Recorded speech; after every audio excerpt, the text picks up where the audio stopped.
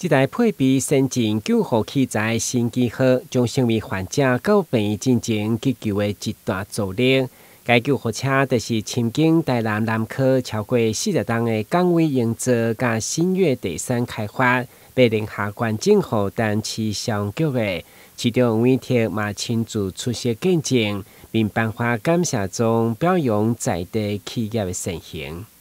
真的是非常非常感谢。那一切刚开始就是我们的消防局的各位弟兄跟义消的弟兄，然后这个以及捐赠单位的救护车能够发挥功能，在软体硬体上提供市民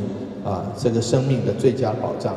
基本上就是保持了一个企业要会赚钱，更要懂得回馈社会的一个概念。那因为我们也是在南科服务大概近40年，那救护车其实